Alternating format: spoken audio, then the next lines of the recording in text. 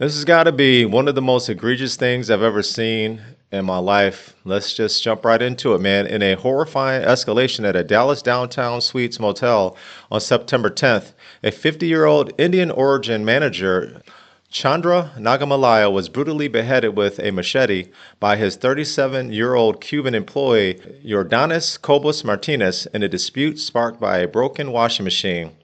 Nagamallaiah had instructed another staffer to relay the message not to use it, enraging Cobos-Martinez, who then chased and attacked him relentlessly in front of his wife, Nisha, and 18-year-old son, who desperately tried to intervene as the victim screamed toward the office for help.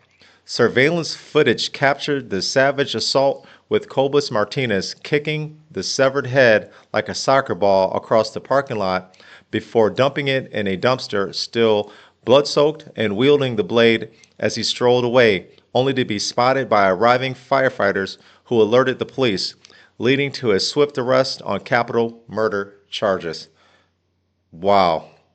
The tragedy, which has ignited fierce national debates on immigration after ICE revealed Cobos-Martinez prior deportation order and criminal history included child sex abuse, saw President Trump decry it as a preventable atrocity by illegal aliens, while a GoFundMe for the grieving family has surged past $300,000, honoring the manager's legacy as a devoted father and hospitality pioneer from Karnataka who built a new life in Texas. This is crazy, absolutely crazy. So he beheaded his manager because he was upset. Wow. Let's get into it. 37-year-old Yordanis Cobos-Martinez, a Cuban national, sits in the Dallas County Jail charged with capital murder. He's on an immigration hold, now accused of beheading his boss at a Dallas motel Wednesday morning. Cobos-Martinez was arrested half a block away, wearing a white T-shirt covered in blood. Public records show at the time of the murder, Cobos-Martinez had an active warrant for a probation violation out of California. Back in 2017, Cobos-Martinez carjacked a woman in South Lake Tahoe while he was naked. A jury convicted him in 2023 and sentenced him to a 1.5-year prison time. Earlier this year, ICE confirms to Fox News Cobos-Martinez was released from ICE custody on January 13th, despite his removal order, due to Cuba not wanting to take him back. 9 months later, on Wednesday, investigators say Cobos-Martinez became angry at the downtown suites south of I-30 because his boss wasn't able to speak to him in Spanish.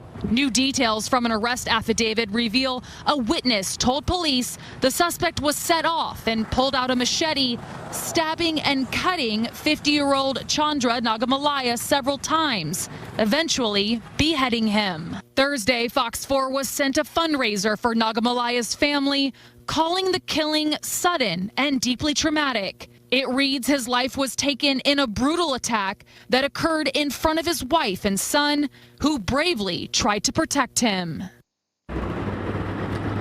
Dallas police also tell us, Clarice, that the suspect was taken to the hospital for a blood draw to see if there was anything in his system. We're still waiting for those results. Those usually take a few days. Could you imagine seeing something like that? Can you imagine the horror watching the husband, the father, being brutally attacked like this and beheaded by this man? Wow. I mean, something has to be going on with this guy, some type of mental issue, obviously. And it looks like there was deportation papers. So let's see. Yeah, he had a deportation order and he had a criminal history. And some of that included child sex abuse. So this man wasn't even supposed to be in this country, but Cuba did not want him back.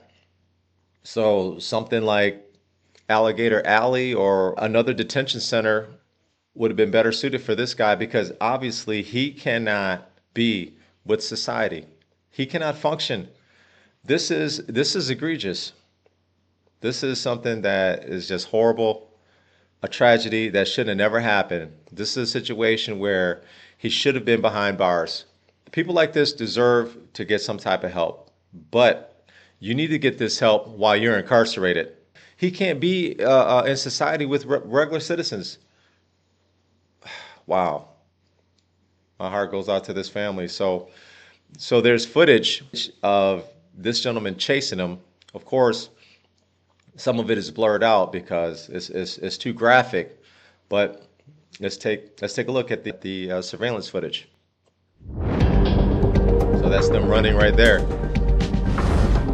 That is the fire department on the scene. Gruesome, man. So he was attacked. So you take a look here. He falls to the ground. Okay, so this right here shows him just walking around in the parking lot. After he beheaded his manager, he was kicking his head around the parking lot. How crazy do you have to be to do an egregious act like this? So this shows the manager. So the guy in the white shirt is Cobos-Martinez, and the gentleman in, it looks like the gray shirt, is the manager who Cobos-Martinez brutally attacked, beheaded him, and started kicking his head around the parking lot. And the manager, his wife and son witnessed this. I'm sure in pure horror. This is going to traumatize them for the rest of their life. And to think that this guy here had a deportation order. His home country didn't want him. They must know that this man here is extremely dangerous. This is crazy. Look at this, man. So the manager falls to the ground. Obviously, he falls to the ground, begging for his life, and he wants mercy. You have to keep your head on a swivel. There are people out here who are just plain evil. Period. Point blank. They are malicious, malevolent in nature. Some people, from what I see, they cannot be rehabilitated. Some people just have a malevolent core. They live and breathe malicious thoughts, and in this case, this guy carried it out. My heart goes out to the family. I mean, this is something that you'll never ever get over. This woman, the wife and the son, witnessed the husband and the father get beheaded, and the person who allegedly did it, I know you got to throw that allegedly in there, is kicking the head around in the parking lot. We live in a crazy world, man.